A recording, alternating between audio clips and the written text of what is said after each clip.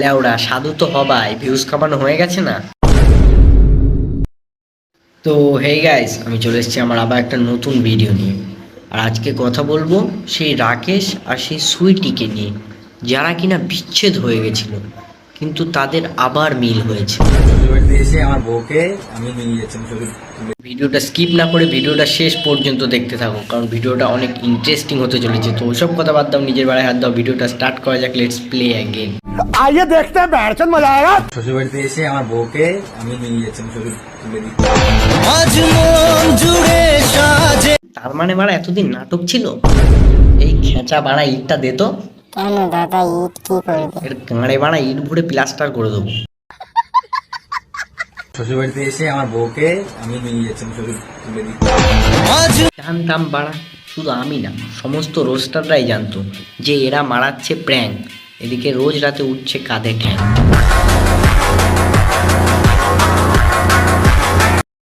চলো প্রথমে এদের বিচ্ছেদের প্রথম পার্টের দিকে যাওয়া যাক। গাইস লাস্টবারের মতন ডিপ চালাচ্ছে দিদি। লাস্টবার তোমরা আমাদের সাথে দেখতে পারবো, মানে আমাদের দুজনকে একসাথে দেখতে পাচ্ছ এখন লাস্টে তো, আর তোমরা দেখতে পারবো না আমাদের। তো এটা হচ্ছে আমাদের হিজড়ে দাদার নাটকের প্রথম ডায়লগ, আর নাটকের শেষের ডায়লগ হচ্ছে এটা। শ্বশুর বাড়িতে এসে আমার বউকে আমি নিয়ে যাচ্ছি ছবি তুলে দিতে। साले को बम से उड़ा दूंगा एक बार हाथ में आ जा।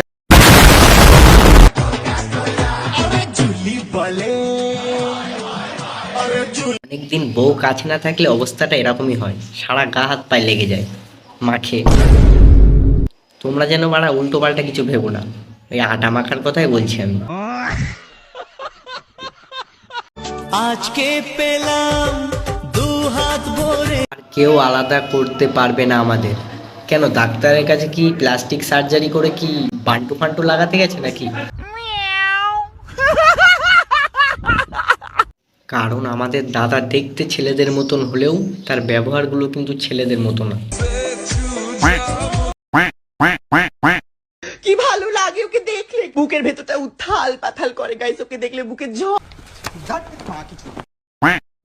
আজকে পেলাম দু হাত ভরে। বৌদির মুখটা দেখেছো, মনে হচ্ছে কত ইনোসেন্ট, কিছু বোঝে না। তো চলো এবার নাটকের মিডিলের পার্টের দিকে যাওয়া যাক।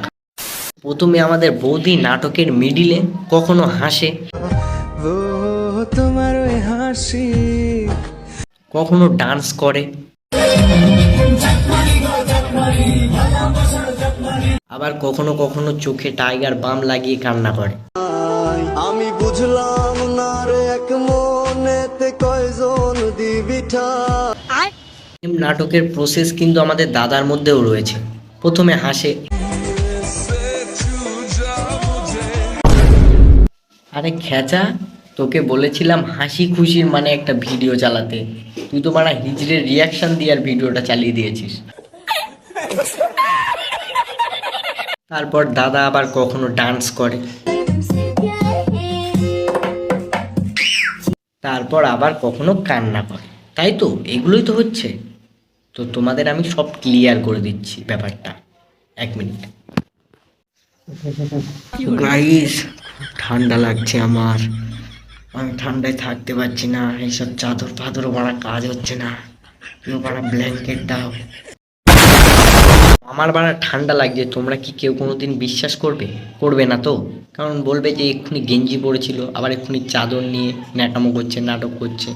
তো সেরকমই ওরাও বাড়া ওই যে ক্যামেরার সামনে এসে কান্না করছে, খুশি আছে, ডান্স করছে। তোমরা বাড়া ওটা দেখে ভাবছো যে এ বাড়া কষ্ট আছে, এ বাড়া খুশি আছে, এবার ডান্স করছে, লাইফে অনেক এনজয়। যেটা ক্যামেরার সামনে দেখায় সেটা কোনোদিনও সত্যি হয় না। সব দুঃখ দুঃখ না, আর সব খুশি খুশি না, বুঝতে শেখো। এই পাগল চোদাগুলো বাড়া ভিউজের চক্করে বউ নিয়ে ব্যবসা করতে পারে, নাইটি পরে ভিডিও বানাতে পারে, আর এরকম প্র্যাঙ্ক ভিডিও তো এদের কাছে কিছুই না। চল would like to take notes while I take totes of the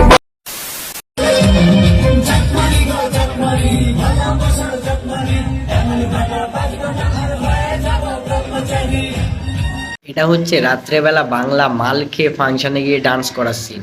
আর সকালবেলা নেশা কেটে যাওয়ার পরে সিনটা ঠিক এরকম হয়। শ্বশুর বাড়িতে এসে আমার বউকে আমি নিয়ে যাচ্ছি ছবি তুলে দিচ্ছি। এরা বাড়া যে বাংলা মাল খায় এটা কিন্তু আমি বলছি না, এরা নিজেরাই বলছে।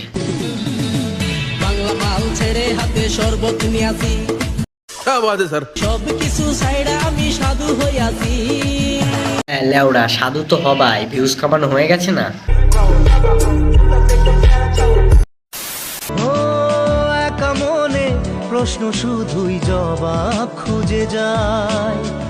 মনে প্রশ্ন শুধু জবাব খুঁজে যায়, বউ থাকতে হাত দিয়ে কেন বাড়া কাজ চালাতে হয়।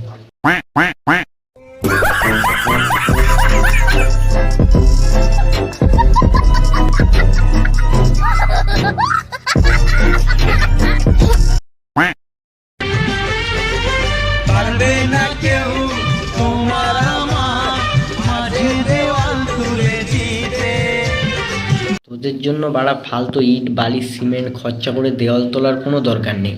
তোরা গাঁড় পাকামো করেই যা, আমরা রোস্ট করেই যাই। ধন্যবাদ।